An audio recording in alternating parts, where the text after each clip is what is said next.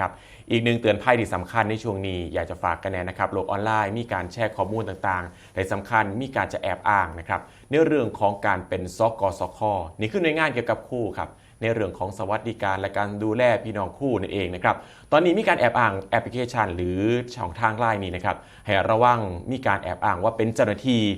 ให้ยืนยันท่าญาติบอกว่าทางบอกว่าย่านหลงเสือเรื่องนี้เป็นเด็ดขาดครับ ไปเบิ่งเรื่องการเตือนภัยนี่สักนิดหนึ่งนะครับทางเพจตำรวจไซเบอร์บชสอทครับมีการโพสต์เตือนภัยพี่น้องประชาชนที่เป็นกลุ่มข้าราชการนะครับทั้งครูบุคลากรทางการศึกษา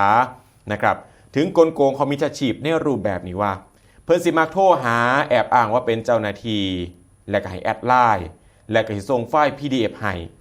และก็สิตัวว่าให้กดเข้าไปในแอปพลิเคชันธนาคารแอปพลิเคชันเป๋าตังค์และที่สำคัญพอผู้ใดหลงเสือแล้วก็สิถูกดูดเงินนะครับเกลี้ยงออกจากบัญชีซึ่งทางตำรวจไซเบอร์เพิ่นย้ำว่าสกสคหรือสำนักงานคณะกรรมการส่งเสริมสวัสดิการและสวัสดิภาพครูและบุคลากรทางการศึกษาเพิ่นบ่มีนโยบายโทรหาเพื่อขอให้แอดไลน์หรือส่งไฟล์ดาวน์โหลดนะครับทางนี้ทางนั้นให้หูท่านให้ป้องกันได้ซอยกันบอกต่อคนที่หูจักหรือคนที่อยู่ในกลุ่มของทางการเป็นคุณครูและบุคลากรทางการศึกษา